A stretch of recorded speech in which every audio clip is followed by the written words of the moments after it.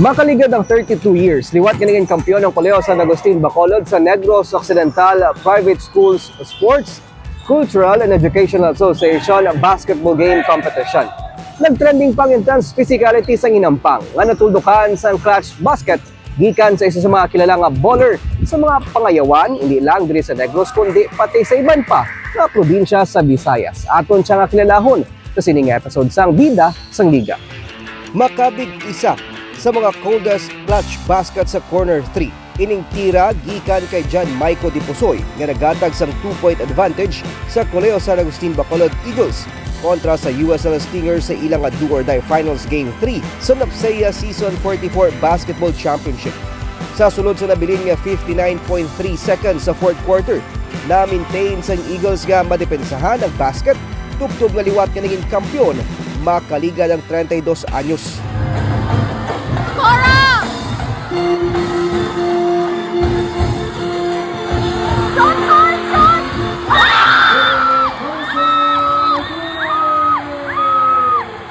Lubos nga kalipay kag pagdayaw ang ginpalabot sa eskwelahan kag bisan sa mga sports fans para sa Season 44 Basketball Collegiate Champions. Pero rewind anay kita sa makadali sa isa man sa mga intense physical ball game na nagtrending pa kag kilalahon pa naton ang isa sa mga standouts ng CSAB Eagles nga si John Maico Dipusoy. Sa edad nga 21 anyos, hindi na bag-o para kay Dipusoy nga tumandok sang Sibulan Negros Oriental ang pressure sang hampang. Sa lamhalon niya palang abi nga edad, nalabot niya na mga pangayawan para maghampang sang basketball hindi lang sa isa sang Negros kundi pati man sa Panay kag Cebu.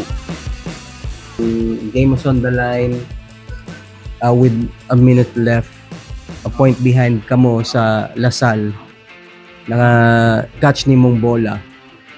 Libre ka kayo sa corner 3. What's on your mind during that time? Sa pagpasa ni Kenneth Mulasarte sa concert sa corner 3, abi ko gid nga hindi gid mag-shoot ang akong tira sir kay pagbuhi ko sa bola bala.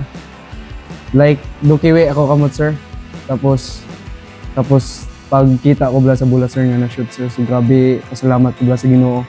Kay sang wala pa to napasa ni Kenneth, grabe na pray ko biskan ara ko sa sulod court, bali grabe ga ampo gid ko ba nga basi maihatag niya sa amon nga makuha na mga championship. Pero istorya ni Dipusoy, 15 anyos na siya sang ma-introduce sa basketball. Sa bulig man sang pastor nga naghatag siya sang oportunidad, hindi lang para makapadayon sa pag-eskwela, paagi sa paghampang, kundi ang mas makilala pa ang makaako nga iya ginahalaran sa iya paghampang. Basketball ko kay tungod sa akong coach, si Coach Anthony Fernandez. Siya na ang akong bali siya nagtudlo sa akon nga maghampang. Bali sekandad na siya nako. Siya gid nagtudlo sa akon paano maghampang basketball.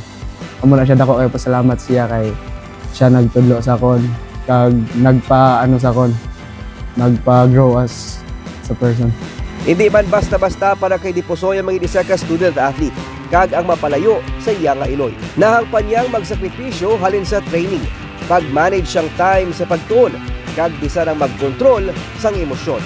Hindi man nabi malipod nga sa finals game, mas nagasaka ang intensity kag ang physicality sang hampang nga nag-trending pagani. Do kanami sir kay kami sir ba naka-imo kami history sir.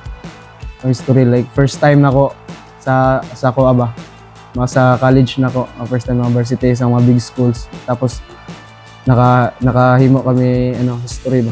May mga netizens nga nag-obra pa sa mga meme kay para sa ila hindi man lang abi tropeyo kag dungog ang nakataya sa hampang, kundi pati na ang mapamatud-an kung sino gid bala ang hari sa ginakabig University Belt kundi nagabiyahe ang Shopping Libertad Garota sang jeep.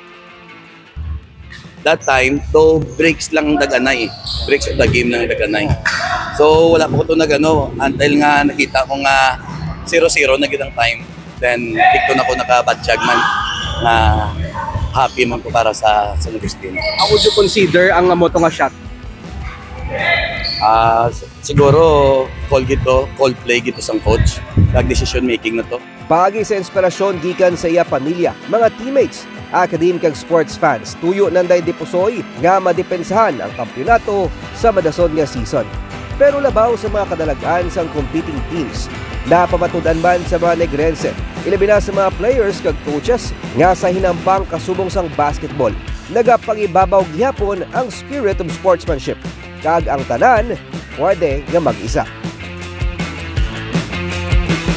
Time out kita na sa mga issue kag problema. Kag saksihan nato na mga highlights kag maaksyon ng mga pahampang pati na mga istorya sa mga paghimakas kag kadalagan sa aton nga mga lokal nga atleta kag mga legends sa sports. Dili lang kundi all out ang aton mga bidak sa liga.